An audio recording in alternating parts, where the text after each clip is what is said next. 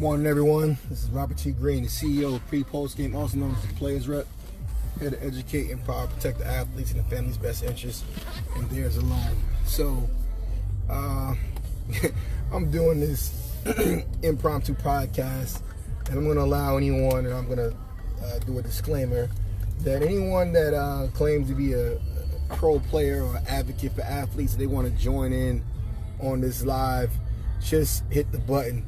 Speak their 2 cents. If you feel like you're doing things that going to empower, educate, protect the athlete's best interests on and off the field, please chime in quickly so we can speak about it.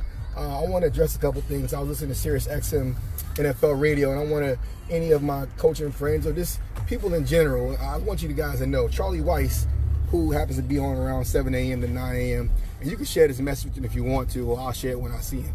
For someone who managed to go 0-11 at Kansas at one point, be fired from Notre Dame, and basically living off of, well, I guess he seems a little bitter about the fact that the Patriots won all these Super Bowls, and yet he still can't get a job. For whatever reason, Sirius XM Radio, the NFL station, puts this man on every morning as we drive, and I can't take it anymore, so I'm going to do my own podcast during this time. The most unintelligent, disrespectful, uneducated things pertaining to what the player's best interests are, what their rights are, and what he feels that needs to happen. Someone who probably never even played hopscotch in 5th or 6th grade has so much to say about what the athlete needs to do, how they need to do it, and misrepresenting the actual truth and facts about what goes on in his actual business. His last statement was talking about guaranteed contracts. He talked about how players, some fan called in and said it discredits the league because a 5-year deal from an NFL player, if he wants to force away after 2 years, is not fair to the teams in the league. When, again, this man who got all this money off the backs of these actual players for something that he can never do, don't want to talk about how the fact that this so-called guaranteed upfront money still doesn't equate to the market value. Still want to talk about that the actual owners and teams, whether you sign a 5-year deal, 4-year deal, 3-year deal, the owner at any time, and his language and clauses in it can cut the player at any time without recouping any of that money. So if a player outperforms, or any employee outperforms their actual contract, they can ask for a raise. It's their right. But for whatever reason, because you're an athlete, you want to feel like that they shouldn't do it. So you take to the airwaves to basically fill these fans' heads up with something that literally they don't understand anyway. And so again, you sound like a bitter guy. The fact of the matter is, at this point in your career, you can't get a coaching job. And that's just too bad. Trust the facts, not the process. As this stuff continues to go on, and I said this before, if you are a coach or you're someone in this business that literally are in the business of using athletes to build your business and brand, that's fine, no power to you. But if it comes across my desk or my team's desk that you're using them and you're exploiting them, and at the end of the day, you got them in situations such as Adrian Peterson, after $100 million, the most paid running back in history of the NFL, was in debt. Again, for people following the same people for the last 25 years. And them people are in the same business. If anybody's looking to start a radio station, if you will, to put something out that literally will give the athletes and the families information and education to actually protect themselves so you don't end up in your early 30s like Adrian Peterson, basically a slave to the game, because at the end of the day, you done made some bad decisions about the people that have been in this business before he was actually a grown man.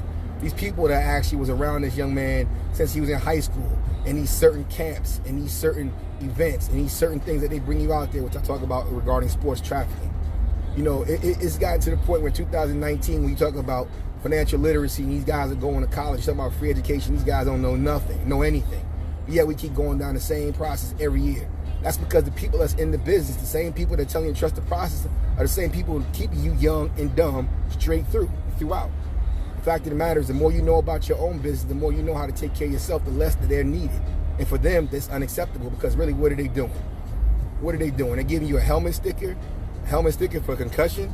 That's the return of your investment. Again, any other job, any other company, when you perform a job, perform a service, when they finish performing that service, are you going to accept a sticker that said good job? Or do you want compensation check for your services? So at the end, any other position or person in this country can do that except for the person that's actually labeled an athlete. I'm beyond tired of it. I've been part of it. I was one of them, and I'm not anymore. And at the end of the day, I'm looking to make an example out of anybody or anyone that thinks at the end of the day they can just come in because they said they coach that some player is supposed to sit back and just acquiesce or bow down to them because of what they did. People talk about Nick Saban being the greatest coach of all time. No, he's not. Remember what it is. He started coaching in 1973, a 6 to 7-year-old run in a state of Alabama, which you know how that goes regarding African Americans. Then at the end of the day, I'm not quick to pay homage to anybody, call them great at anything. That's just me. So y'all keep trusting the process and rolling tide, and you find out how this actually really works. We're free education that you see any Alabama student athlete making 6 or 7 figures outside of playing a game of football. But even the ones that play football, how many of them, including Jonah Williams this year, had gotten to the league with another injury? Reuben Foster, another injury. Coming to the league, broken down. Don't even get me started on insurance policies regarding the NCAA and colleges, how they misdiagnose athletes and actually put things out there that literally hurts them down the road. All the meanwhile calling them family, sitting in their parents' living rooms, telling them they're going to be there for them. And then you got coaches out here now talking about, oh, we hate for kids to stop talking about being depressed. I was an athlete that was depressed. Why? Because coaches lied, coaches physically abused, coaches misrepresented, coaches basically directed you in certain scenarios that later you didn't understand. Again, people talk about Division I right now, how things go. You know about JUCO, junior college, NJCAA, when you got college coaches literally soliciting and selling players to their friends? I'm a JUCO athlete. I had many scholarship offers that I didn't even know about till after the fact, till once I committed somewhere. Why? Because I let the actual coach direct where I was going without even getting any input on my life. Trust the facts, not the process.